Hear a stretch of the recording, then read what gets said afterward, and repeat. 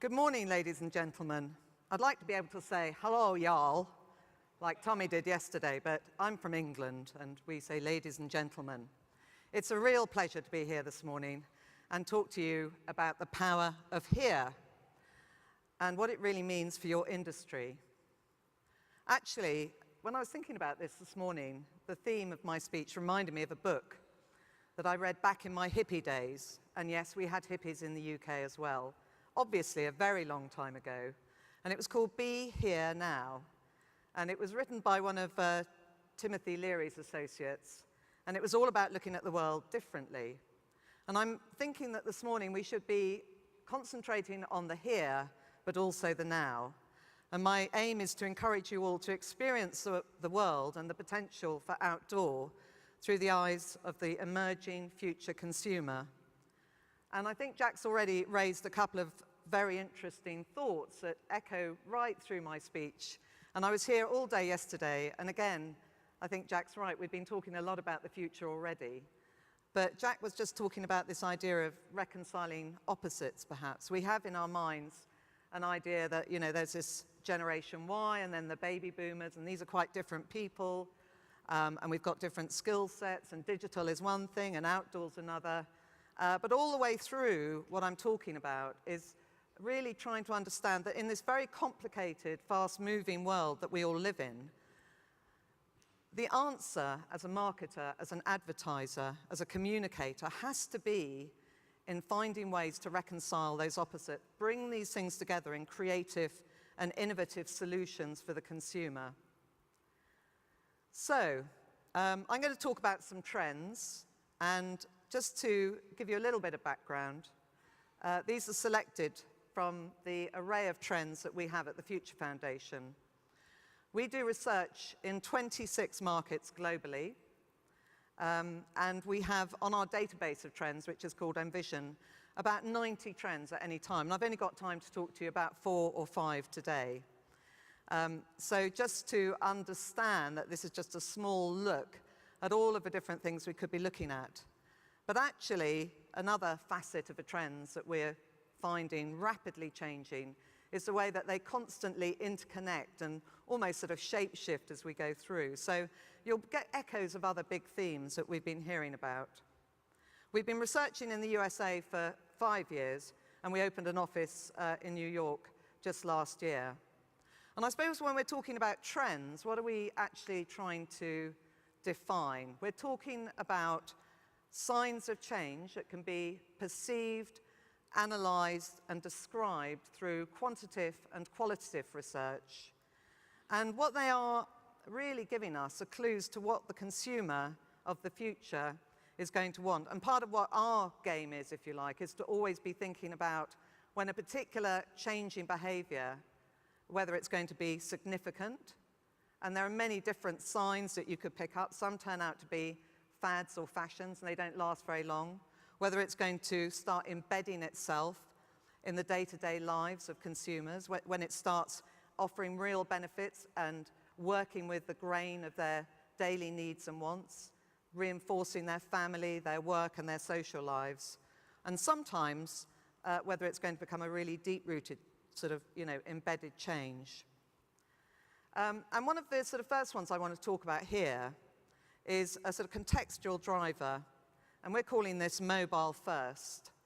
I did a study back in 2000, which we called M-commerce, which was just at the early days of mobile phones moving into 3G at that point. And it would have been, we were actually looking at what people were prepared to do in different environments on different kinds of devices, the kind of thing that we're just taking for granted now. But it was quite clear that the interactive opportunity that the mobile phone offered at that time, even just to maintain and strengthen social networks of people communicating on the phone, was really very profound. And so it has come to pass that the mobile device, whether it's a phablet, a tablet, or indeed the good old smartphone, has really become the means by which the future consumer is going to be able to access and interact with so many different facets of our environment. And I think, again, there's another underlying point. We don't want to just talk about technology, but what I've seen in my time as a trends forecaster is the way in which technology, as it has become more personalized, more interactive, more individualized, becomes a means by which we can accelerate and accentuate the access and expression of things that are important to us. So what we're increasingly seeing, these two streams coming together, the social need, the consumer need, really being underpinned and supported by the technology. So all the way through, we've got to balance the idea that the technology is a driver of change with understanding what the deep-rooted human needs beneath that are likely to be. So I'm just going to show you one of our forecasts. We've had many forecasts, but just to let you know that there's a lot of science behind what we're talking about, and this is just our forecast for the uptake of smartphone ownership in the US. And I think there are a couple of things to take out of this. We do forecasts on, obviously, the economy, demographics, any kind of behavior. We try and forecast how environmentally friendly America is going to be in the future, for example, because we've got long-term data that shows how attitudes and values are changing. I think there are two things to take out of this. One is that as far as the smartphone and the kind of applications and uses that we've been hearing about is concerned, the future's already almost here as far as Gen Y and the millennials, I think we can use those terms almost interchangeably, are concerned, that they are, to a very large extent, the majority of that group are already using smartphones with access to added value apps. But also, interestingly, and here's a kind of plug for the baby boomers of the future, and I've been talking about aging population for a good many years now, is that, of course, the fastest growing uptake over the next 5 years or so in terms of smartphone use will, of course, be with that older generation. So we've got two things going on. Again, thinking about the young as being a very powerful, existent market with the technology, with the capability, and increasingly that's spreading through as the baby boomers move into those older age groups. We're going to see a doubling of smartphone ownership in that group as we move forward. The other thing we like to do, and again, I would urge you to do this, and I know that we've got a number of sort of international agencies and businesses here, is always to be looking around the world for really smart, innovative manifestations of how these trends are beginning to take hold. It's quite extraordinary, the inventiveness of marketing and advertising people responding to trends in many different markets. And so here we've got a great example. And these aren't all necessarily directly related to outdoor, but just to give us some ideas. Nivea in 2013 ran an ad with a Brazilian magazine, Veja Rijo, where they actually had a page that acted as a solar panel with a USB to plug in your phone. And this was part of demonstrating the product promise, which is use our sun cream and you can stay in the sun longer. And you might be running out of juice on your mobile because, of course, you'll be chatting to friends. So here, plug in and get charged up. And another one, which I like very much, which is the idea of, it's sort of bringing in a theme of play, which I think, again, if we think about play as a way in which we can all engage with each other and with consumers more effectively. It is one of our trends. I'm not talking about it specifically today. We call it game on or gamification. Really trying to look at the way in which introducing some fun, surprise, adventure, opportunities to sort of enhance yourself can always be part of the interaction that we create. And in this case, it's the gumball machine that when you insert a coin, you can download a piece of digital content onto your phone with the right app, whether that's a music, ebook, coupon, or film. So again, it's that interaction. So that mobile first is really setting the scene for everything we're talking about. And of course, we're going to hear more about that later in the day. My next sort of key underlying point is I suppose this is the kind of sociology bit. We're applied social scientists in many ways. And I'm very excited by the fact that the words of Manuel Castells, who came up with this term, the space of flows, back in 1996, is really becoming a reality. He wrote a book then called The Network Society, which identified that increasingly the way in which we understand the world we live in, the way we frame our family life, our work life, and our social lives is the way through networking with each other, that we essentially define ourselves as individuals and we create social structures through the way that we interact and network. And that was before we all had mobile phones. That was before we had smartphones. And as Jonah was telling us yesterday, 5%, 7% of word of mouth only is via smart devices or social networks. The rest of it is the good old human activity of talking to each other and networking. But what he identified with the advent of the interactive technologies that we are so familiar with now is that essentially the distinction of place as a specific arena in which you did different things or different modes, separating our day-to-day reality, was going to disappear. So with the mobile phone, with the individual interactive device, and all the devices that we know that are coming, whether that's Google Glass and other technologies coming down the line, we don't have to think about ourselves specifically being bound by where we are, although where we are, as I'll come on to explain, is still very important to us. We can do different things, and there's more of a blurring of the lines between whether we're moving or we're in one place, whether we're fulfilling our own individual desires or whether we can participate in what he calls, rather old-fashioned, I think, communal activities or communalism, which is being concerned or interacting with other people. So increasingly, there's another dimension to this which is slightly less relevant, but that's about the global and local. So this space of flows that is created by the fact that we are living in a network society, that we are all able increasingly to interact via remote technologies. And many of you doing it now. You might be in an audience here in Orlando, but a little bit of you is back there at the office looking at your emails. That's perfectly acceptable. That's how we cram so much in. That's how we live our lives these days. So it's really about this sort of seamless transition. We mustn't blinker our thinking about what the consumer's doing, where they are. It's really about understanding that more and more we're able to do a number of different things, multitask, and fulfill different objectives and needs. There's no need to tell you about the American love affair with the motor car, but I think it's an important context too, that we look at the statistics in our global data, and Americans own more car per head of population. You're also the most urban population in the world. And I think this is a vital thing to remember in terms of looking ahead. There is, in this quote here, I'd like to buy a green-friendly car, but I can't afford it right now. This sort of this aspiration to be greener, to use the car less, to have less of an environmental impact. But the reality is, whether that comes to pass in greener vehicles, or indeed, as we're seeing with the Generation Y or millennials, new sort of ownership models such as Zipcar, essentially, this is going to remain a really profound way in which Americans move around, and very important, obviously, for your industry.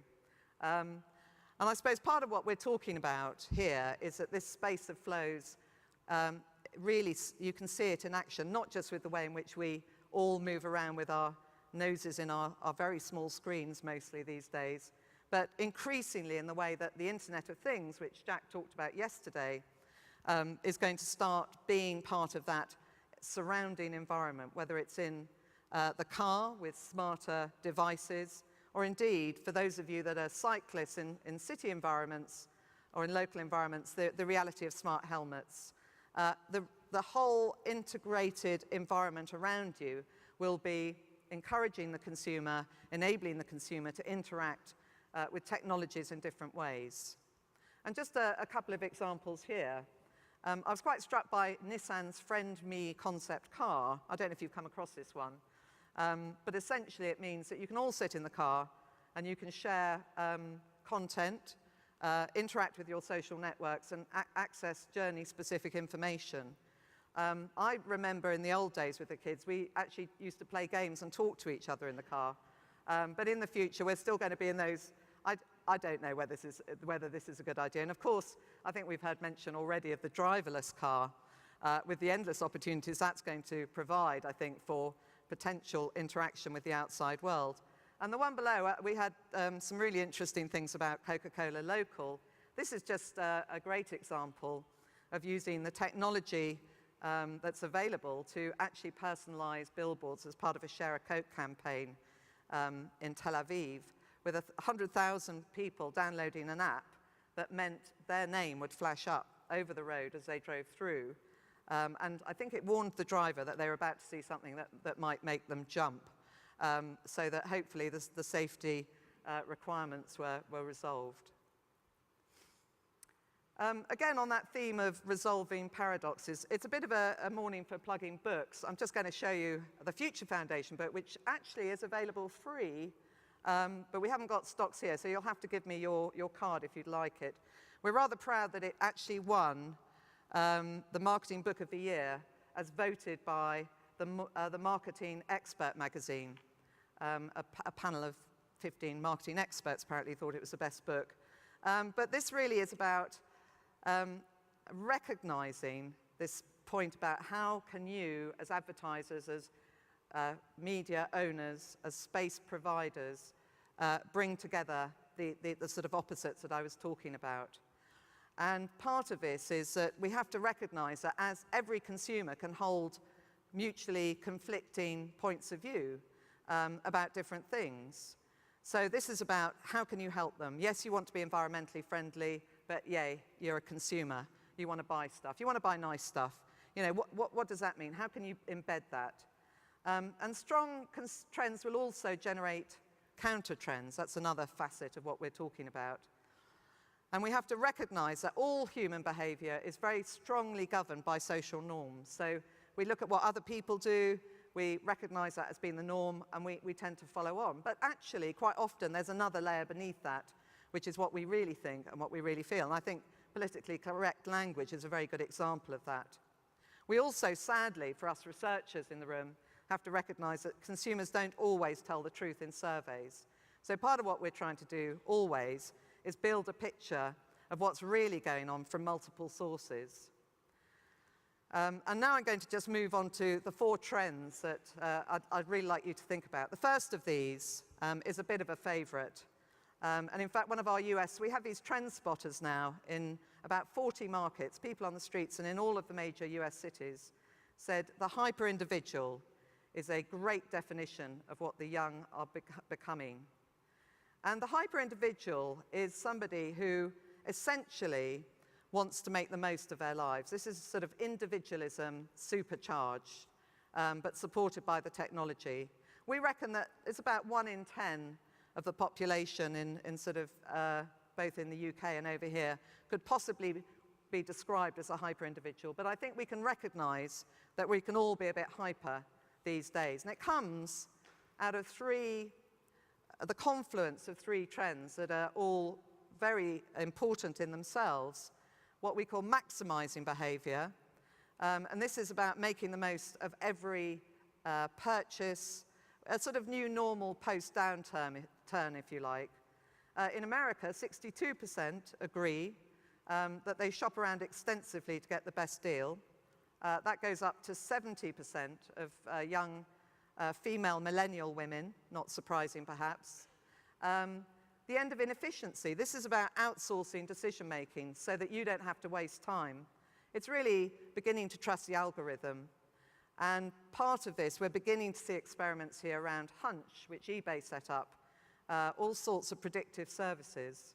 And the quantified self, which in its, 5-7 years ago was just a sort of glimmer of a small trend. And this is the idea that we can monitor ourselves at every moment of the day and night to check out whether we got a good night's sleep, how many calories we've burnt. I don't know how many of you used a Nike Plus Fuel Band or something similar, but that's definitely on the way in. I was just quite interested to note that you can also have a quantified pet these days. So there's an app called Whistles that means you can make sure your pet's getting the right kind of exercise and nutrition. And another one that if you plant a little monitor in your kid's shoes, you can keep an eye on your kids. You have quantified kids as well. So this hyper-individual is somebody who's actively trying to make the most of every moment, using new technology to get the best deal, to make sure they're not wasting time, to measure, to monitor, and they're trying to take advantage of any bit of extra help you can throw at them. The thing I like about these young people is that they're not just measuring, you might be trying to measure them, but they're also trying to measure you. So it's a kind of two-way thing. They want to make sure they're getting the best out of every interaction with every brand. They are hard to please, they're not loyal, and they're certainly not lazy. So just some examples, and again, just thinking about applications to the outdoor environment. The first one is a Scandinavian city, and this is just tracking it's a sports community where people share their running routes using GPS tracking, running and cycling. And again, I think we can imagine how that type of information could be enormously valuable, generated by the quantified self and the hyper-individual. And then, of course, all of the additional benefits that any augmented reality software might add to these people who really don't want to waste time. These are people, and you might do it yourself. You're actually in a familiar environment. You'll get out Google Maps, and you'll see if there's a faster way to get to your destination than the one you've been using for years, or if you're looking for restaurants and the rest. It's pinpoint accuracy, spending every moment. And just on that subject, and I'm not going to dwell on the big data debate, but of course it's a hugely important one. I'm a subscriber to a daily, I think it's a daily email called flowingdata.com. And I just got this a couple of days ago, and this is actually provides you access to the data sets that show where the city bike rides in the US. This is just 2 days worth of people, where they started, where their journeys were, whether they were regulars or just borrowing the bikes on a short-term basis. But again, having that granular information about the trajectory and the movement of the consumer, I think, is a really fascinating opportunity for you all. The other side of this, and this is just one example of a counter trend, and we're very interested in this, we're calling it the power of quiet. Because of course, you know, when you think about being a hyper-individual, I imagine you're all feeling a bit tired at this point, even this early in the morning. The thought of trying to make the most of every moment of the day, the Gen Y, the millennial mantra, makes you perhaps just want to sit down, switch off. We know that 2/3 of the Gen Y generation never switch their phone off at all. A growing proportion of us, tragically, finding ourselves doing work emails in bed. We call that brainstorms at bedtime.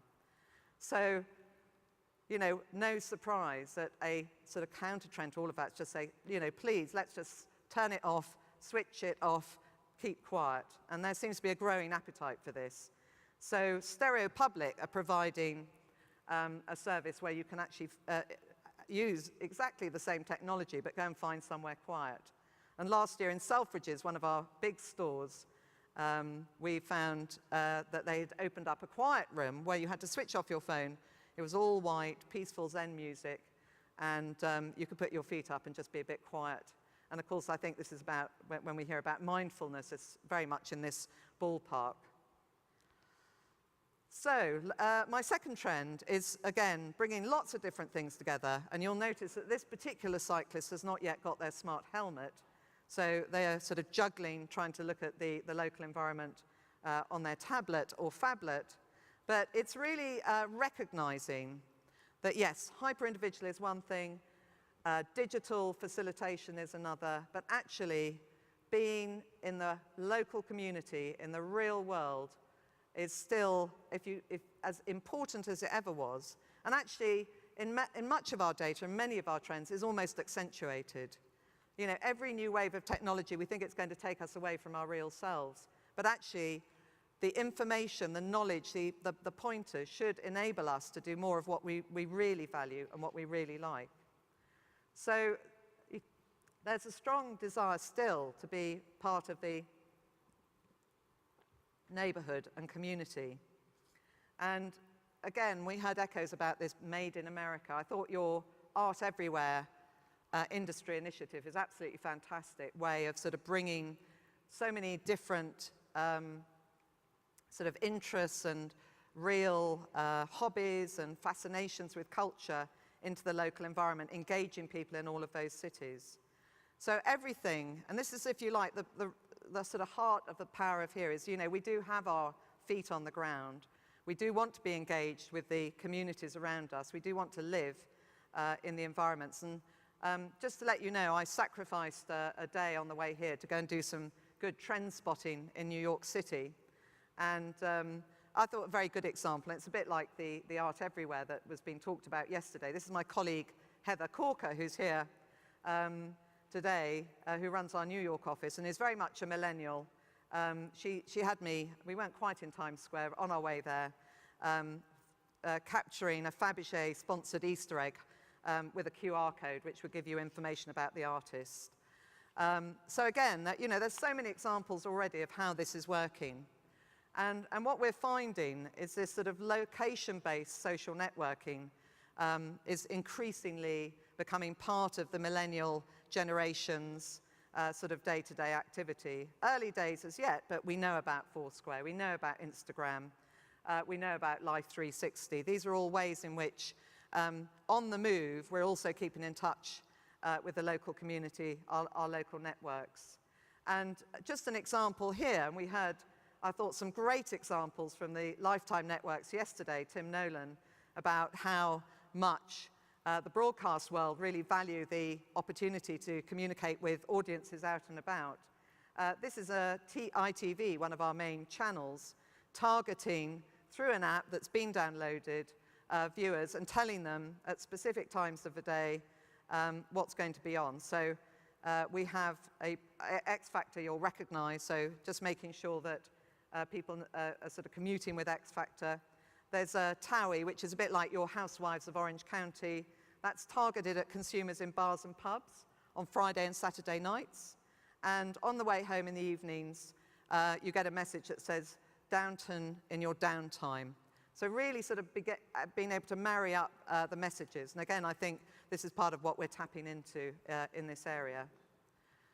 My third trend is connected communities, which sort of builds on sort of, you know, we're talking about local, but this gives us an opportunity to go beyond just the local environment to creating and enhancing the ways in which we can interact across all sorts of groups. And this is kind of moving very much from what might seem the me to the us, both as consumers, but in wider environments as well. So you probably know about Poggled, which is a Groupon of the nightlife. Here's some examples in Chicago, I believe. But also, I think, some interesting thoughts here about what this might mean. And I don't know how many of you have seen this example from IKEA, which is a temporary pop-up billboard, but with human beings, supporting a launch in Canada, where the message is, and it's quite a neat idea, is everybody becomes a coupon. That means actually all you have to do is go in the store as it opens and you get a discount. So everybody gets money off. So again, it's sort of bringing the human element and the sharing element and the connecting element. And of course, people would go up and talk to the actors and get the message that way. And lots of examples of how the millennials are shopping and participating, using the technology that's in their hands already. Not quite yet embedded in their bodies. And again, I was very struck by two examples of US cities, and we've heard many others, brilliant opportunities to really build your profile as a medium, as a channel to the market through these not-for-profit initiatives. But just thinking about how connected communities facilitates a whole city like Seattle to monitor its energy consumption through shared devices. And I particularly like this one, the Oklahoma City collective diet, which I actually logged on last night to see how they were doing. And apparently, they have actually lost £1 million in Oklahoma. I don't know if we've got anybody from Oklahoma here. Oh, yes. Are they all looking a bit trimmer in Oklahoma? Anyway, great initiative. 50,000 people signed up for that. So again, all sorts of ways in which we're seeing a re-expression of what it is to be a collective human being. And part of that, again, thinking about what does this mean. We heard from Jonah about the steps. I hope you've remembered the steps. We've all taken that home with us. You know, what makes content contagious? What makes a story something worth telling? And peer power is definitely part of that, whether it's using online reviews. Wouldn't it be great if people were pointing other people to your out-of-door advertisements? I'm sure the really best stuff actually does. And finally, to focus really on the now, the last sort of component, and I would call this, in my theme, we're not quite into an ecosystem here, but the sort of family analogy. This is, in my view, the daughter of a long-standing trend, which we used to call the 24-hour society, which was all about the demands of the city elites and people wanting to have access to goods and services all the time. What we find now is that this is spread everywhere to everybody with a smartphone, with a device, with a computer, that actually waiting for anything is less and less acceptable. And again, these may be examples that you know of, but eBay now provides a service where you can actually just get a delivery on any order over $25. You pay $5 to have a delivery to you wherever you are in the city in an hour. That's in San Francisco, New York, San Jose. And they're saying that half their orders are people at work because they can't get out to do their shopping. But only half. There are a lot of people sitting at home who can't get out to do their shopping, and they want it now. And equally, the idea that if you're at an ATM, you might actually want to talk to a human being is supported by the NCR ATM. So this now, I think, is very important. Here, we want to be in the real world. We want to experience who we are. We're connected, but we also want to be able to fulfill our demands, our desires, get access to information, and share information in the moment. And here, just I think what Jonah was talking about, and maybe Jack, who possibly is a baby boomer, I'm not sure, but with his T-shirt on, he might be a Gen X, is actually the degree to which we are sharing experiences using the technology. And of course, that's higher amongst the younger generation. So just to finish, and I've slightly overrun my slot, this is an image I had actually commissioned as a sort of future image. I was talking about the future of the city at another conference, and I brought it along with me because, you know, I think we need to understand that the world is going to be multifaceted. I want to make my plea here for the baby boomers, who, as you can see, I've featured big in this image, having a really great time out and about, but also recognizing that the smart technologies will be embedded in our everyday environments, that the digital interaction will be just around us. We won't even have to think about it. And as we go forward, we can see from the segmentation that we've done around entertainment and leisure that the outdoor audience, by definition, of course, you know, is more affluent, is more active, and increasingly valuable to advertisers. And I think that's going to be very much the case going forward. So lots of things to think about. I think, you know, all of these devices and the interactions are going to multiply. There's going to be smarter devices everywhere. Consumers will expect response from all surfaces in their lives, not just in the car, but out of in the wider world. And of course, you know, we've heard a lot about GPS, what that's going to offer, and we need to think about what that means for the consumer. I've done a lot of research into privacy, and in the end, the majority of consumers are won over to the benefits of sharing their data if they get real benefits from you. And that means that you've got to actually use the data well to target better, to give them the right offers. And I suppose part of this whole story, particularly if we think about the millennials now, and we can see the opportunities are here today, but building in the future, is offering that additional means of interaction. And remembering, I think, as always, and we saw some great creative examples yesterday, that quality, inventiveness, and content are needed to really create those shareable experiences. So I'll stop at that point. I wish you all very good luck, and thank you very much.